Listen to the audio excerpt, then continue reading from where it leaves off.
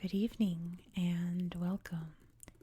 Tonight we will be going over the history and geography of Brest in Belarus. Now, a quick note about the name. I always have this rule of thumb on my channel that I am going to pronounce things in the American English way, just to not make things super complicated and just keep everything kind of streamlined, so I'm saying Paris, not Paris, stuff like that. So in English, this town and the oblast is called Brest. But I feel like if I say that like 50 times throughout this video, YouTube's going to be like, what is this video about? What's happening? So I'm just going to stick with Brest, which is, I believe, how you pronounce it here in Belarus. So we're just going to stick with that just for YouTube purposes, but just know that in my language it's pronounced Brest, okay? To continue with the video.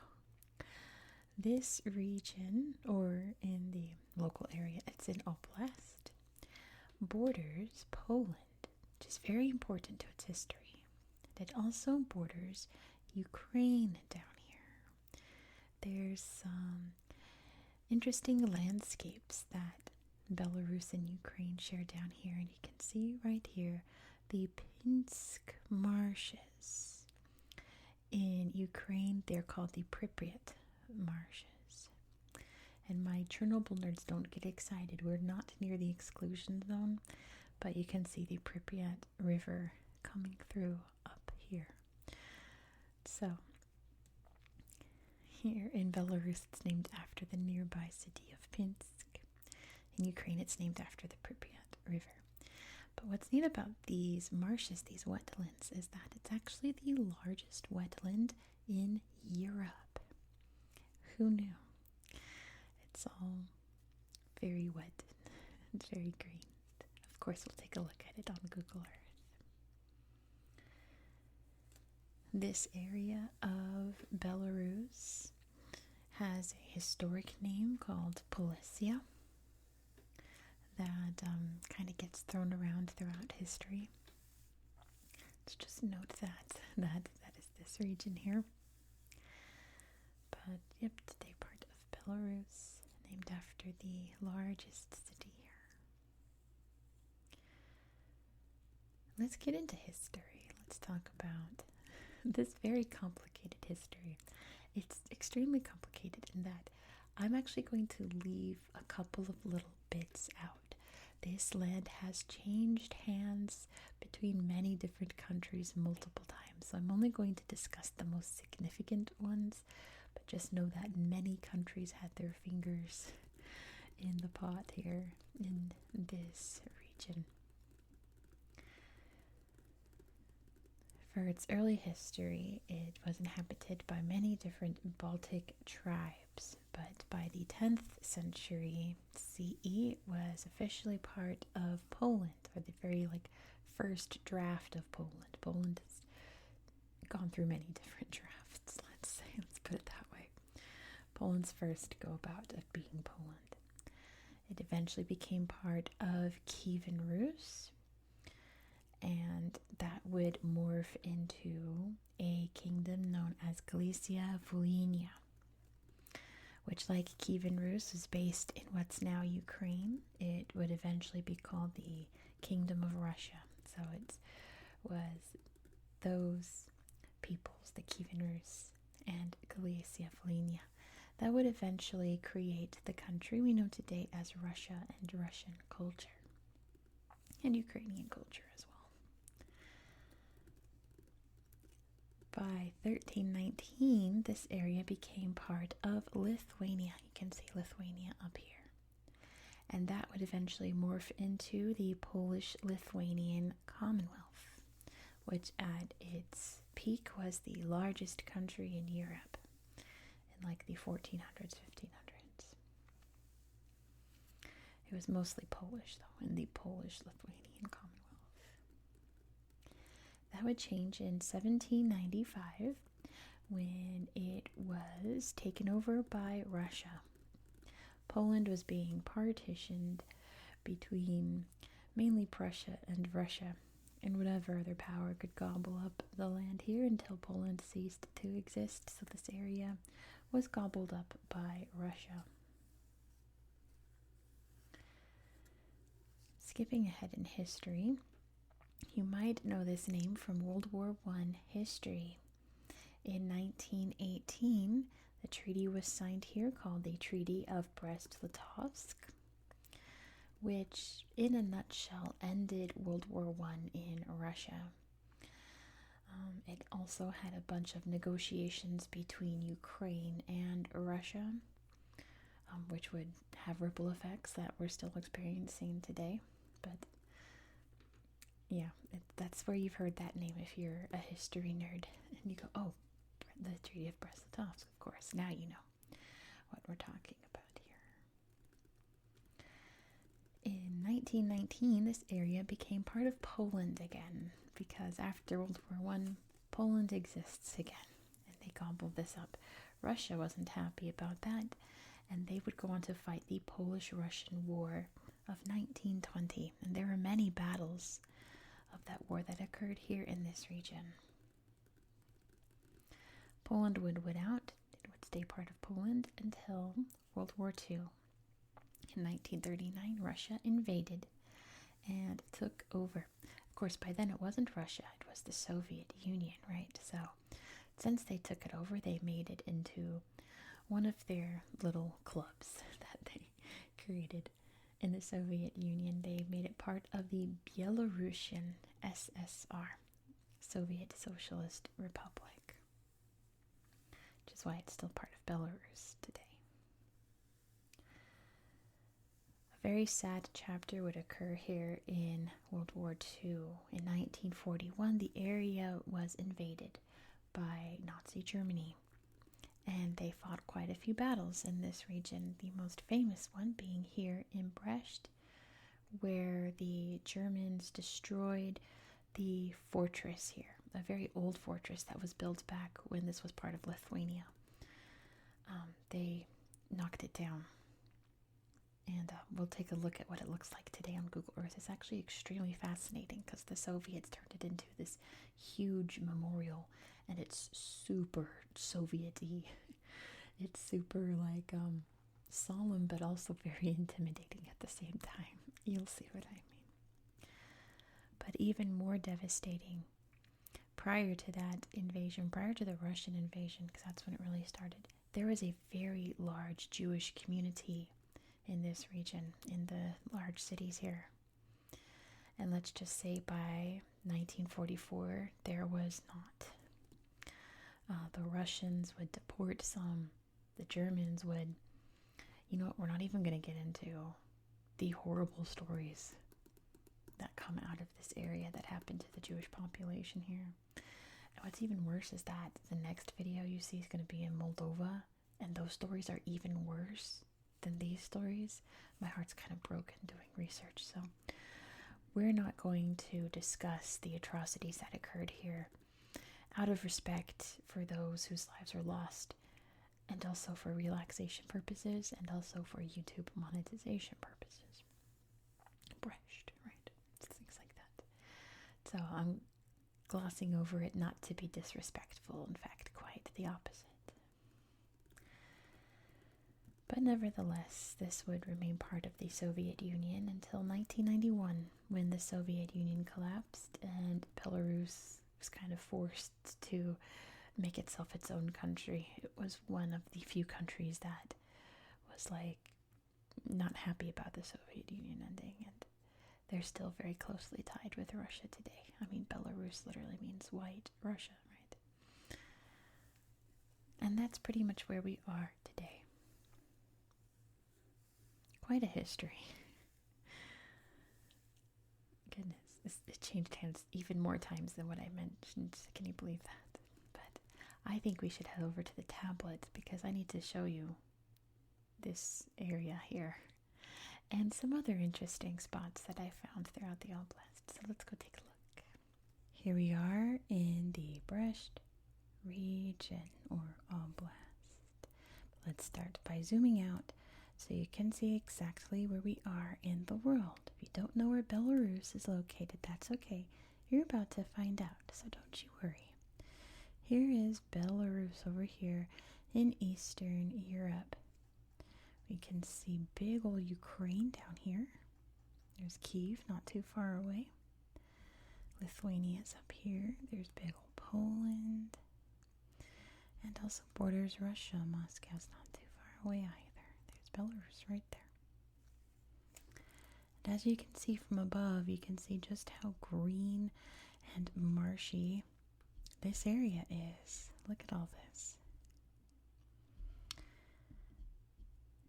Big old marsh, the largest marshland in Europe. Isn't that so interesting?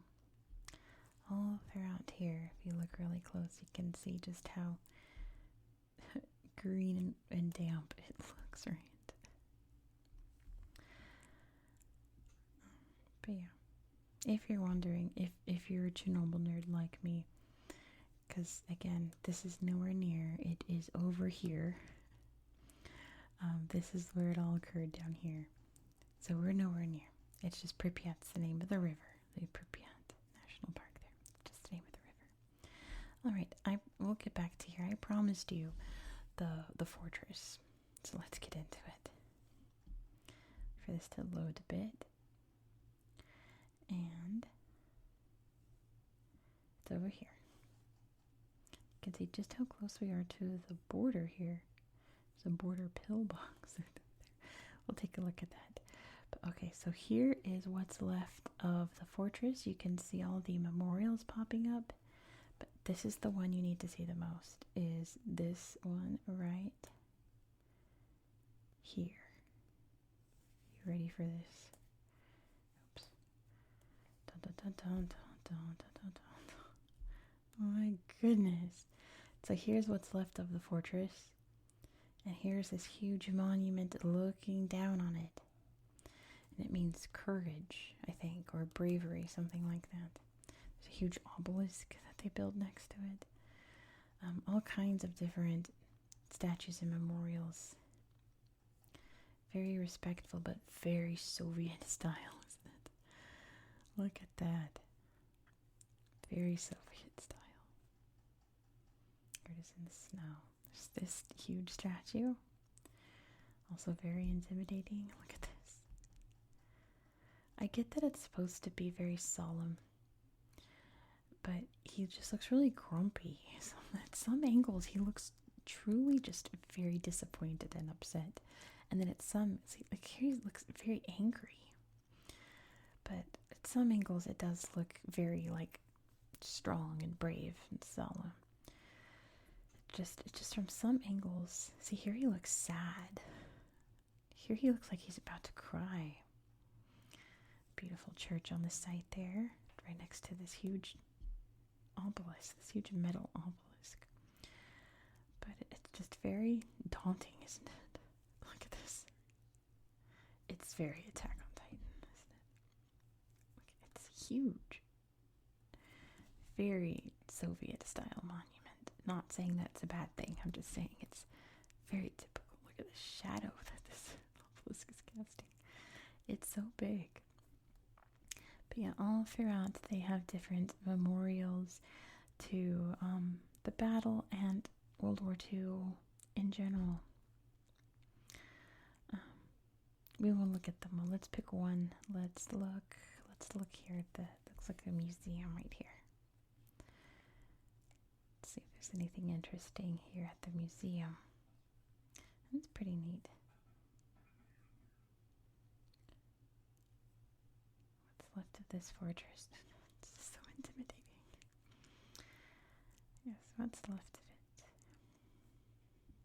Yeah. What is he grabbing? It looks like maybe a hat.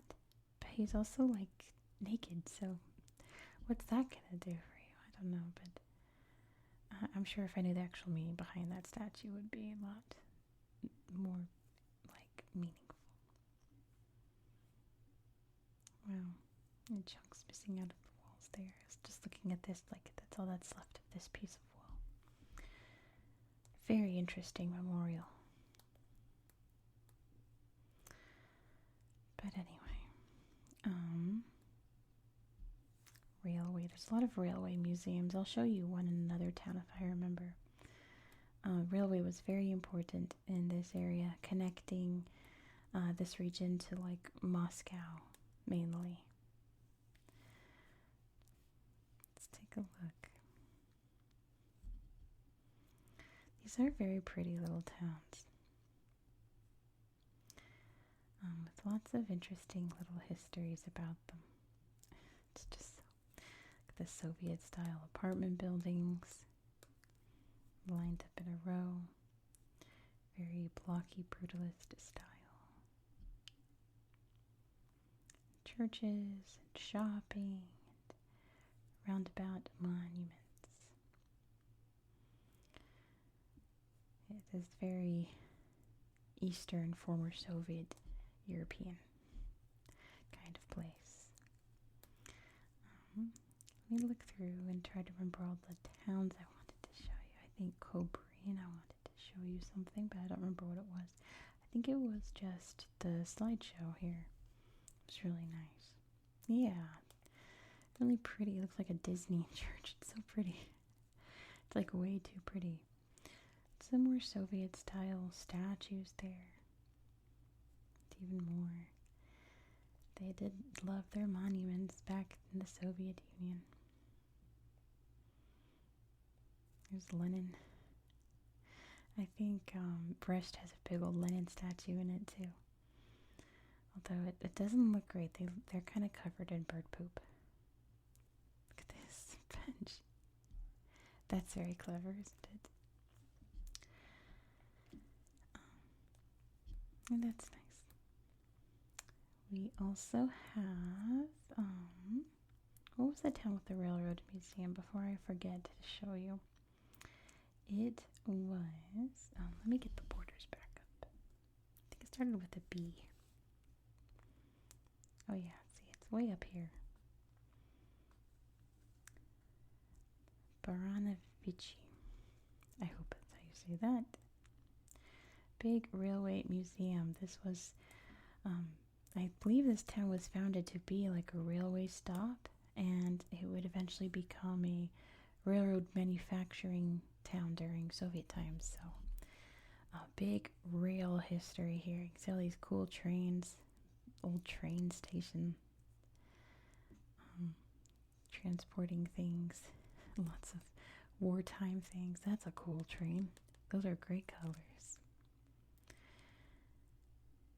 It looks like just a big outdoor museum of all these old decommissioned cars, train cars, you know.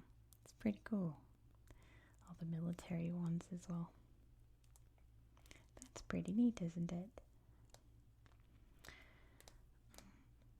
I did also want to show you. Let's see, we're going to wind up in Poland. Any other time that would be awesome, but not today. To show you one other town. Let's get the borders back up one more time, and I'll find it. So of course, I was poking around all the different towns and finding all kinds of slideshows, but I was trying to remember my favorite ones. I thought it was over here. I thought it was. Maybe it's not. Maybe we'll find it as we're wandering around.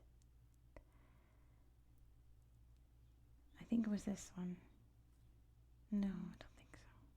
It was like that name, though. Maybe it was this one. Kamyanyets. Was it this one? Yes, it was. Okay, it was this one. It was this one.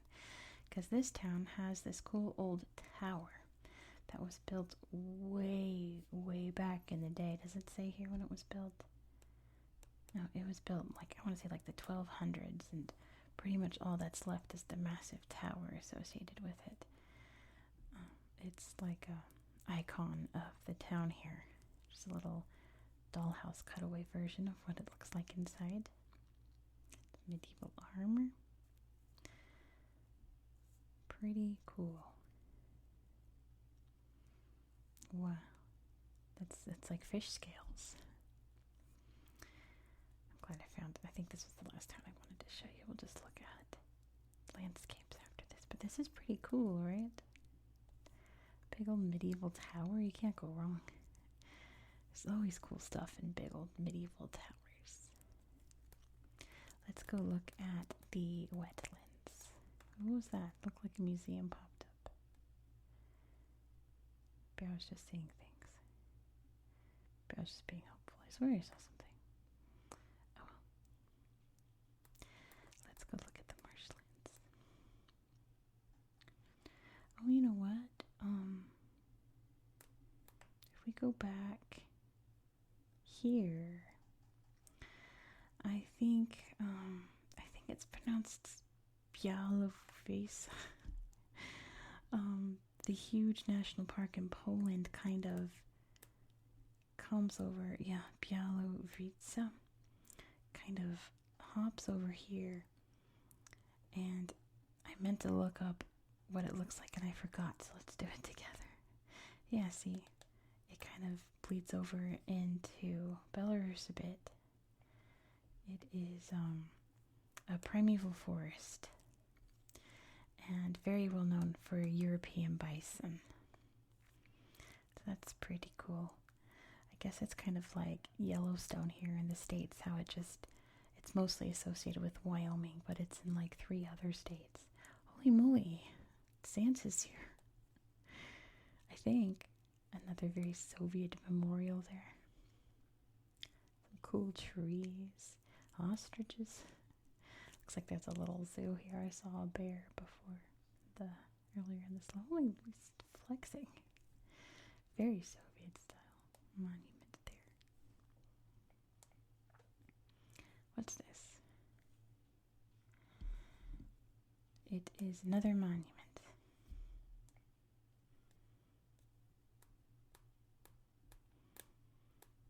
Alright, now let's go look at the marshland. Here's Pinsk. I suppose I should show you Pinsk.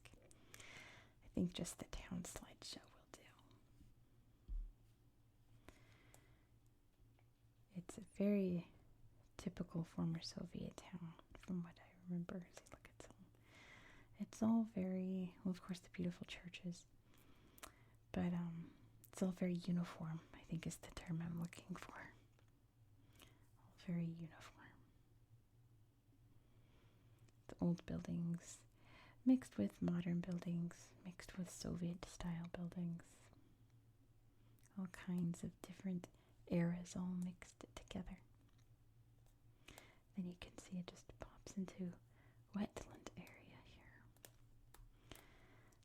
Let's see. I know there's a couple of really good slideshows out here in the wetlands. I just have to remember where they are. I forgot to tell you that the Nazis, you know them, they thought that it would be a great idea to drain these wetlands and make it into like a German residential area. And I think Hitler was the one that vetoed it, if I remember. He was like, yeah, that's pointless. They have so many other things to worry about. But yeah, there's an interesting history. A lot of the battles that were fought in this region throughout the various wars, the wetlands always came into play with people hiding in them, things like that. And there were actually some Jewish people who escaped from a camp and hid out here in the marshlands during World War II. I think successfully. I forgot to tell you that guy's dad during the history part. Look at all the big lakes. Look at this one's almost perfectly round.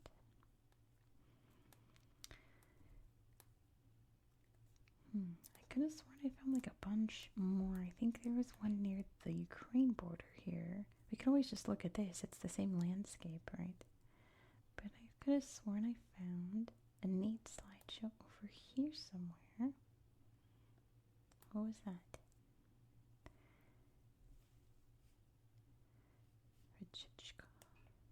Here we go. Wetlands. Oh, marshy.